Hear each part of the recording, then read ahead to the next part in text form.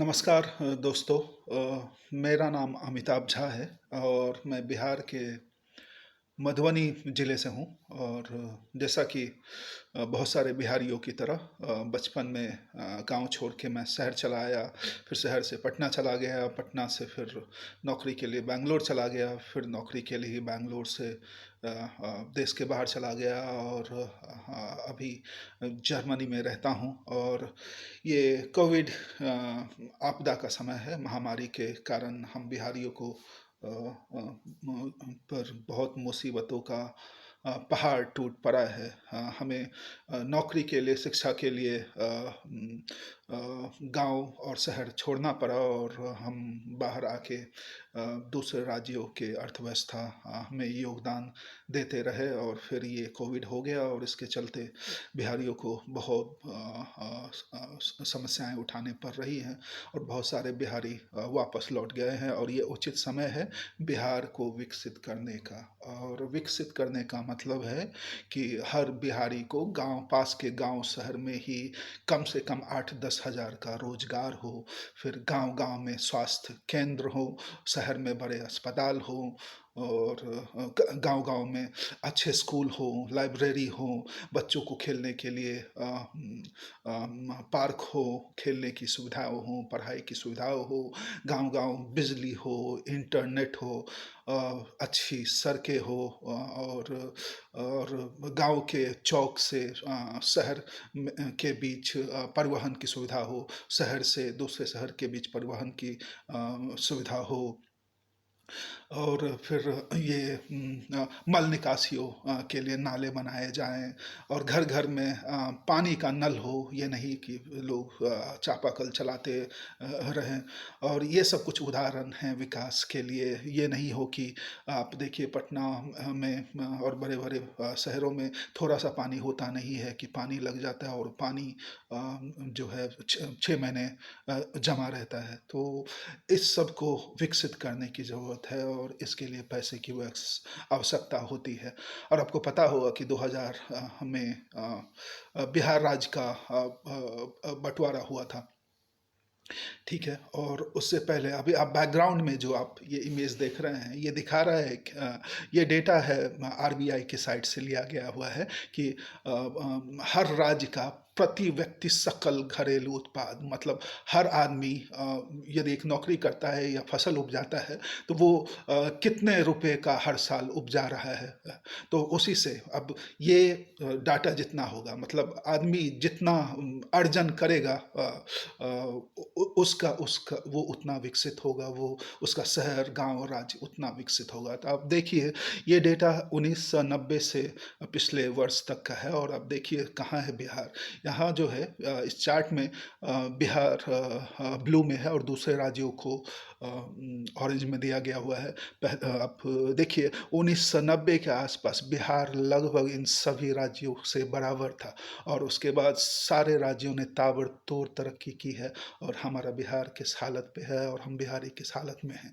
मैं दिखाता हूँ। सबसे ऊपर वाला जो ग्राफ है वो बंगाल का है, फिर बिहार वर्सेस झारखंड आप देख सकते हैं, फिर मध्य प्रदेश को देख सकते हैं, उसके बाद फिर बिहार का, उत्तर प्रदेश का है। इस तरह से है।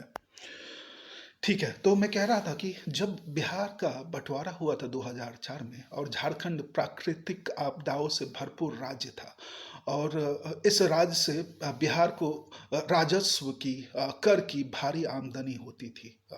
और जब बिहार को बंटवारा कर दिया गया हुआ तो ऑब्वियस है कि वो आमदनी का जर्रा चला गया। और उसके बाद उस समय के सारे एमपीओ ने 54 एमपी थे, उन लोगों ने एक आवाज़ में मांग की थी कि बिहार को 1,79,000 करोड़ रुपए और विशेष राज्य का दर्जा दिया जाए जिससे कि बिहार का विकास हो सके। लेकिन ये उस समय एनडीए की, बीजेपी की सरकार थी केंद्र में, उन लोगों ने सुना नहीं। ये 4 साल तक, 5 साल तक चलता रहा। बिहार मांग करता रहा अपने हक की और उन्हें नहीं मिला। फिर 2004 में एनडीए की सरकार चली गई और फिर केंद्र में आपको इधर कांग्रेस की सरकार आई और 2005 में 2000 से 4 के 5 और 2005 के बीच में यदि वो चाहते तो फिर वो लोग बिहार को विशेष राज्य का दर्जा और 1,79,000 करोड़ रुपए दे सकते थे। लेकिन इन लोगों ने नहीं दिया और फिर उन्होंने कांग्रेस ने बिहार में राष्ट्रपति शासन भी लगाया 2004 या 5 में, और 2005 में फिर जब विधानसभा के चुनाव कराए गए तो फिर उसके बाद से फिर कांग्रेस में कांग्रेस और आरजेडी लंबे समय तक शासन से वंचित रही है। और बिहार के मतदाता जानते हैं, होशियार हैं, वो जानते हैं क्या करते हैं, और उस समय उन्हें उचित लगा कि जो है उस शासन को दूर किया जाए, उन्हें दंड दिया जाए, और उन्होंने किया। और फिर उसके बाद से आप अभी तक देखिए, उसके बाद से यदि कांग्रेस चाहती तो यदि वो विशेष राज्य का दर्जा देती तो हो सकता था कि फिर बिहार में उनका सरकार बनता, लेकिन वो सिर्फ झूठे वादों के साथ चले गए और फिर जो हाल हुआ आप देख ही रहे हैं। और तब से लेकर अब तक 2005 से लेके अब तक बिहार में एनडीए की कुछ साल को छोड़कर एनडीए की सरकार रही है और विशेष राज्य का दर्जा हमेशा उठता रहा है। लेकिन क्या होता रहा है आप सभी जानते हैं। और ये 1,79,000 करोड़ रुपए और विशेष राज्य का दर्जा बिहार का हक है, हम लोग कहीं भीख नहीं मांग रहे हैं, ठीक है। अभी बिहार में 40 में से 38 एमपी एनडीए के हैं और उनको उनको उनके पास जुबान नहीं है, वो सर उठाकर सपोर्ट नहीं करते हैं कि बिहार को विशेष राज्य के दर्जा की ज़रूरत है। तो फिर ये ऐसे एमपी किस काम के हैं। और इसलिए मैं चाहता हूं कि आप सोचिए कि इस बार बीजेपी को क्यों वोट दें, अभी जो विधानसभा चुनाव होने वाला है। आप देखिए, और ये 1 लाख, जब बीजेपी 1,79,000 करोड़ रुपए और बिहार को विशेष राज्य का दर्जा दे तभी आप बीजेपी को वोट दीजिए। ये नहीं कि पिछले साल की तरह वो पुराने वार्षिक और पंचवर्षीय पैकेज को एक बड़े से पैकेज में डाल के और फिर जो है हमारा मजाक उड़ा जाए, हमारी बोली लगाई जाए, 10,000, 20,000, 30,000, उस झांसे में नहीं आना है। जब तक 1,79,000 करोड़ रुपए बिहार के अकाउंट में नहीं आ जाते, पंचवर्षीय और वर्षीय बजट के अलावा और विशेष राज्य का दर्जा नहीं मिल जाता, तब तक आप इन बीजेपी के नेताओं की बात मत सुनिए। ये लोग मक्कार हैं, झूठे हैं और बिहारी के साथ बहुत खिलवाड़ करते हैं। और यदि किस बिहारियों का जो ये हाल है तो इसमें ये भी कम जिम्मेदार नहीं है। और इनको जो इन लोगों ने बिहार अस्मिता की धज्जियां उड़ाई है और बिहार का मजाक उड़ाया है, बिहारियों को नौकर मजदूर बना के दुर्गत हालत में छोड़ दिया हुआ है, इस पे सोचने की आवश्यकता है। और मैं आपसे अनुरोध करता हूं कि इस बार इस समाज विरोधी गरीब विरोधी बीजेपी को दंड दीजिए, आप दंड दीजिए इस विधानसभा चुनाव में। यदि ये चेत गए, ये आके यदि ये पैसे और दर्जा दे देते हैं चुनाव से पहले तो उन्हें आप बेशक वोट कीजिए, लेकिन नहीं देते हैं तो जैसे वो हमें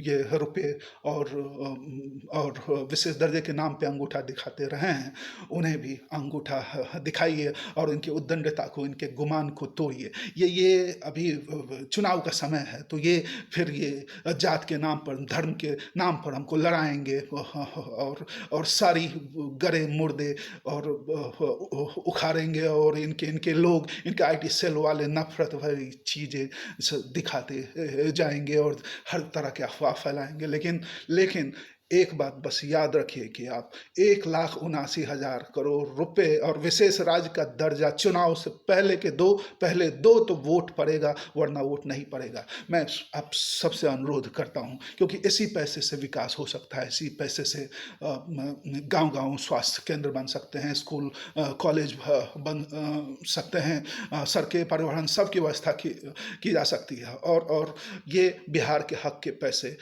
से हो सकता है जिसको मिल नहीं रहा है। और आप सबको, हम सबको आत्ममंथन करके इस सरकार को दंड देने की जरूरत है। यही मैं आपसे अनुरोध करता हूँ और बहुत-बहुत धन्यवाद।